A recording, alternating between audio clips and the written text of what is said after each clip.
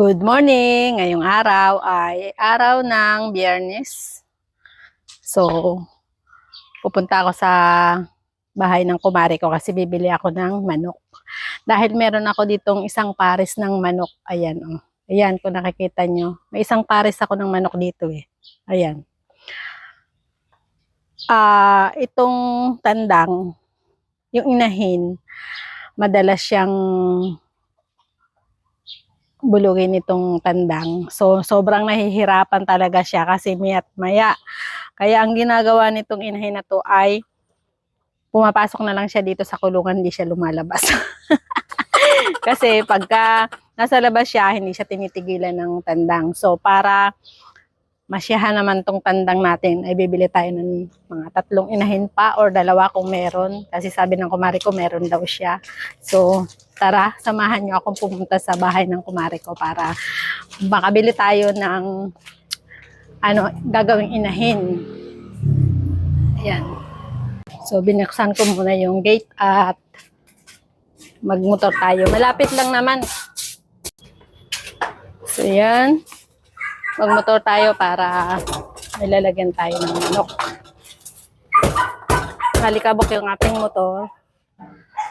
Kasi ilang araw na akong hindi ko nagagamit to. Ayan, mandar na din.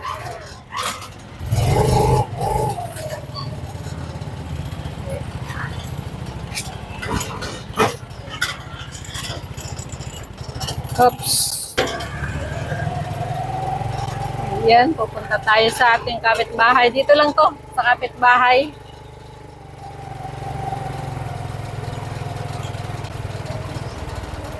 Ay, hindi ko dala yung wallet. Hindi ko nadala yung wallet. Kalimutan ko.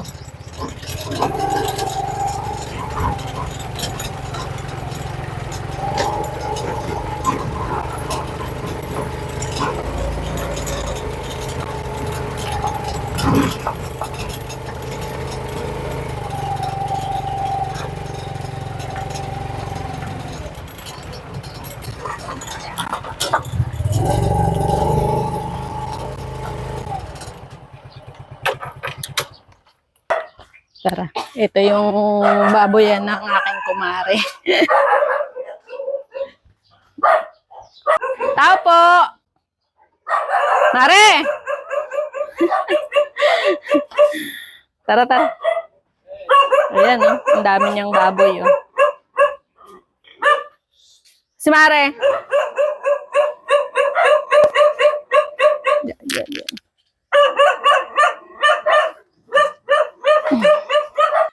Bibili ako manok. Kasi yung tandang ko, abay, ayaw tigilan yung isang inahin ko doon. Ayaw na, tuloy yung inahin ko. Ayaw na niyan lumabas. Dahil napapagod siya. Natakot. Ayaw mga inahin na to. Ayan. Ayan guys, so, napakarami niyang manok. Ayan. Kinakain? Hindi, dinudumihan. Ang dami pala. Magkano ba isang ilan kilo bang? Isa 180 isang kilo? Yung isang manok inaabot na ilang kilo? Hindi ko alam eh. Mga 3 lang.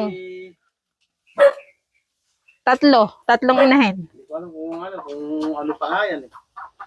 Naging kakagulo nga eh. Ay, hindi makakapon doon, tapos dudumi. Oo. Dudumihan yung itlog. Dapat nga pala merong gano'n. Papagawa din ako ng ganyan. Itlogan. Itlogan. Ayan. Nilipot eh. Abay, pag lumabas yung isang inahin ko kaya hindi rin nakakaitlog eh. Noon, nangingitlog yun, kaso kinakain nila. Kinakain. Yan. Oo. Mga ano nga yan. Minsan itlog. Dati ba kayo nakuha itlog sa yer? May itlog ba naman doon ala naman salay na gano'n? Hindi malalaglag. Oo nga. Sayang Mananawa kang kaputulog dyan. Kung saan lang itlog. Oo. Mga 3 para may manawa siya. May kulungan ka na sana. Meron na akong kulungan. Isasanay ko lang muna sila doon. Gusto ko yun yung light lang. Para maiba naman. Yung yun. Yan. Oo, tapos ito. Brown kasi yung nandun eh. Gusto ko yung Maganda kulay. Maputi. Puntahan nga natin din aking kumare. Ayan, dito tayo dumaan.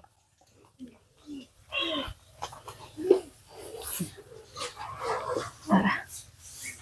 Ay, mga... Ay, sorry. Hey! What's up? Hala, mayroon kong isang bulinggit. Ay, ganun pa rin. Ay, bulinggit. Babagoy pa rin. Ilang buwan na ba yan? 3 buwan at 1 linggo. Oh, lalaki Lapit na maging pera. Malapit na, konting tiis na lang. Napakamura naman. Magkano na ngayon? Sa 20 na lang doon. Ay, lala, pagka magbebenta, pagka wala kang bentahin, mahal. Pero pag magbebenta ka, napakamura na. Paano ba naman yan? Basta dyan. Yung manok ko. Dati pa naman. Ayun nga, sinabi ko na. May 2 linggo lang din na tutulog. Oo nga Ano lang yan? Bulinggit. Kapatid nung 17 yan. Iniwan. Ilan lang ang binenta mo? 15 lang. Nakakaya naman yan. O baka hingin lang ni... Baka hingin lang, hindi ninano mo na. Ako na lang at gusto ko sa... Kaya nga. Napakatagal na hindi naliligo eh. Ilan ba yan? Hindi naliligo yan. Oo. Oo nga, pag pinaliguan mo, biglang magbabahing Ganon din yung baboy ko Kesa naman sa nakakawalang ganang tanong. Ay, di mo malang makita ang figura. Ako, ginagawa ko nilalagyan ko nihayaan ko yung swimming pool para hindi sila dumin-dumi.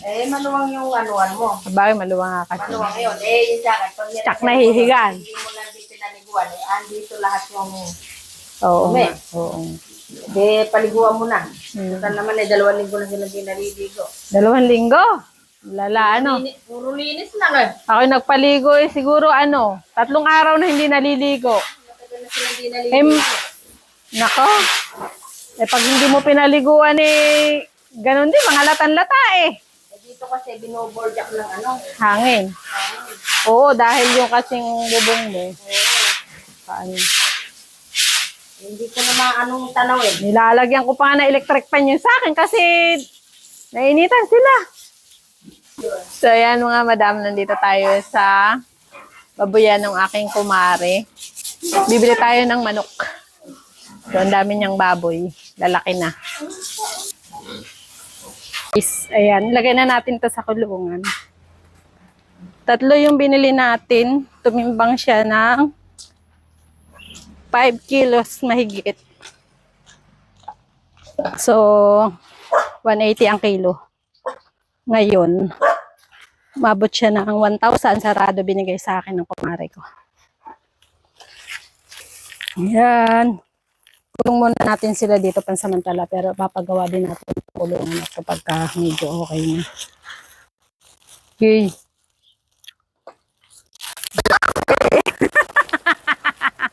Ibuhos ko na lang para sigurado.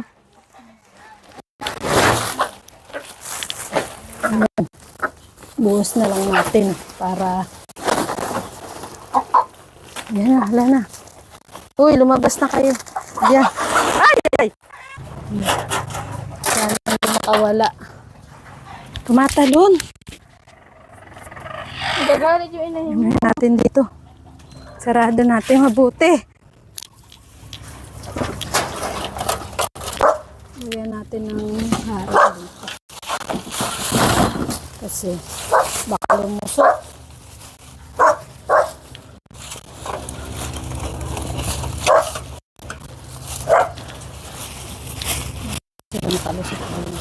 Pag nasanay na yung mga manok dito, pwede na natin pakawalan silang lahat. Ayan.